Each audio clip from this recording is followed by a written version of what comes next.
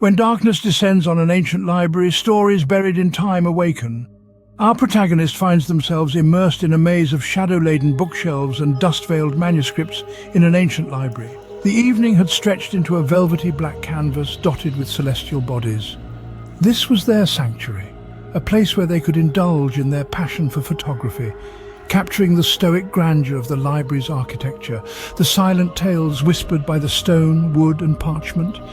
They were not just a casual visitor, but a photographer, a collector of moments. Each click of the camera was a frozen echo of time, each image a window into the library's soul. The grand arches, ornate carvings and the labyrinthine aisles of books held a mesmerizing allure. The camera lens was their key, unlocking the hidden beauty of the library, revealing its secrets one frame at a time. As the night deepened, they noticed something unusual in the photos. It was subtle at first, a mere smudge of darkness that could be easily dismissed as a trick of light, or perhaps an imperfection in the lens. But with each new photograph, the smudge began to take form. It was no longer just a shadow, but a figure, a silhouette etched in darkness, a phantom born from the abyss. The figure was elusive, appearing only in the photographs, a silent spectre looming in the background. It was an enigma, a puzzle that beckoned to be solved. Yet it was also unsettling, a ripple in the tranquil waters of their solitude. They shook off the unease, attributing the figure to the play of shadows in the dimly lit library, a trick of the imagination fueled by the late hour. They continued their exploration, their love for the library overshadowing the lingering sense of unease. The camera kept clicking, the figure kept appearing, and the night kept deepening.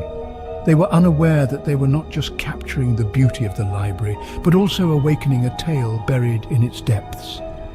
Yet, as the night grew darker, so did the figure in the photographs. In the silence of the night, the photographs whispered a chilling tale. A tale that began to unfold as our protagonists scrutinized each image, the cold glow of the computer screen casting eerie shadows across their face. Their eyes, wide with disbelief, darted across the images. In each one, an enigmatic silhouette seemed to lurk, a shadowy figure that appeared to be inching closer with each passing frame. It was an anomaly, a spectre that had no place in the stillness of the library's ancient architecture. Yet there it was, elusive and undefined, growing increasingly prominent in the photographs. At first, our protagonist tried to dismiss it as a trick of the light, a mere illusion birthed from the interplay of shadows and the late evening glow. But as they scrolled through the images, the figure seemed to solidify, its form becoming more discernible, its presence more palpable. The rational part of their mind strained to find logical explanations. Could it be a glitch in the camera? Or perhaps a prank by a fellow photographer? But the figure was too consistent, too purposeful in its steady approach. It was as if it was aware of their gaze, feeding off their mounting fear and confusion. The room around them seemed to shrink, the walls closing in as the figure in the photos drew nearer. Each click of the mouse, each new image was like a heartbeat, thumping louder and louder in their ears. The figure was no longer confined to the distant corners of the library. It was there, up close, its formless face almost discernible. Our protagonists sat back, their heart pounding in their chest. They tried to shake off the creeping dread, to laugh off the absurdity of their fear, but the laughter never came. Instead, their gaze was drawn back to the screen, to the shadow figure that seemed to be reaching out from the confines of the digital world. Fear has a way of turning the benign into the malevolent, and our protagonist was about to learn this the hard way. When reflections betray reality, the line between the physical and the spectral blurs. Our protagonist's home, once a sanctuary, now played host to a terrifying guest. A shadowy figure, once confined to the digital frames of photographs, had infiltrated the physical realm, making its presence known in the reflections of windows and mirrors.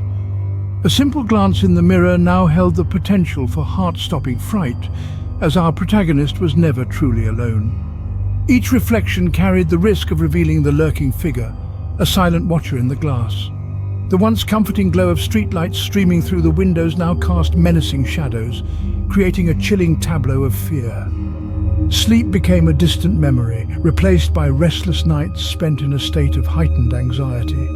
Every creak of the house, every rustle of the wind amplified their fears, the anticipation of the figure's appearance holding them hostage in their own home. The darkness of the night, once a blanket of tranquility, now harbored unseen horrors.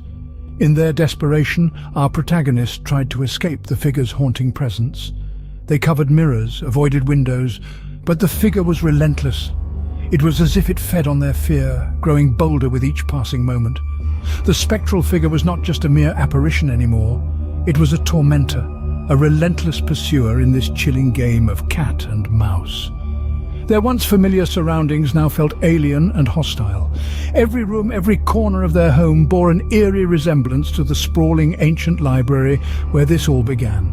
The walls, which once reverberated with echoes of laughter and joy, now resonated with an unsettling silence, broken only by the protagonist's shallow, terrified breaths. Every building holds a story, and our protagonist was about to uncover the library's dark tale.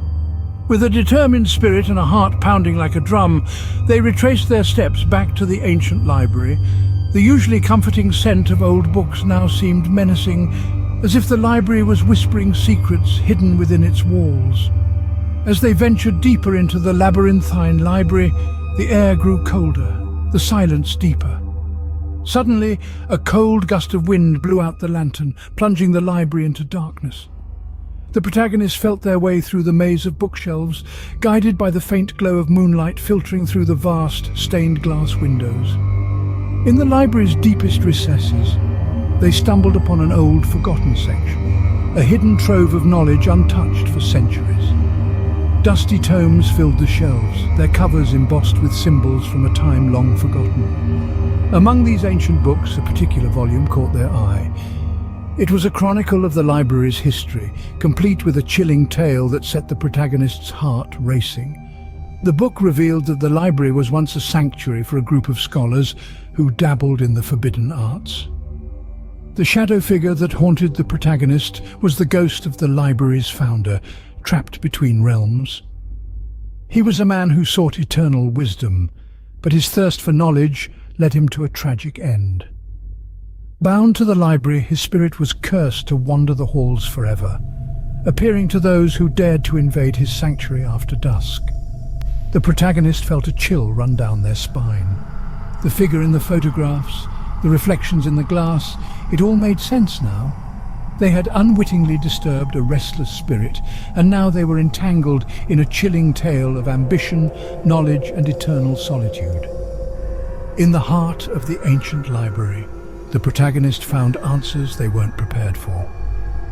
And with this newfound understanding, they knew they had to confront the shadow that had been haunting them, not out of fear, but to help free a lost soul trapped in an endless cycle of torment. When shadows come to life, the only way out is through. As our protagonist stood, heart pounding in the deafening silence, they felt an odd sense of calm wash over them. They were no longer running or hiding from the shadow. They were confronting it. They were confronting their fear. In the dim light, the shadowy figure loomed larger than ever before. It seemed to pulse with an energy that was as strange as it was terrifying. But our protagonist held their ground. They reached out, not with fear, but with understanding. In that moment, something remarkable happened. The shadow figure, this entity born of darkness and mystery, seemed to respond to their acceptance. It shivered, vibrated, and then, as if a heavy weight had been lifted, it dissipated. The room was filled with a sense of release, of liberation. Our protagonist had not just confronted their fear, but embraced it. They had looked into the heart of the unknown and found not just darkness, but also a flicker of light, a glimmer of understanding. This confrontation had changed them, had shown them that fear, once faced, could be overcome. In the aftermath, our protagonist found a new sense of courage and strength. They no longer feared the dark corners of the library or the shadowy reflections in mirrors or windows. They had confronted their shadow, accepted it, and in doing so, They had set both themselves and the shadow free. The library, once a place of terror, was now a symbol of their triumph, a testament to their courage. And the shadow, no longer a figure of fear, was now a reminder of their strength, their resolve, and their victory over the unknown. In the face of the unknown, our protagonist found not just fear but also courage and resolution.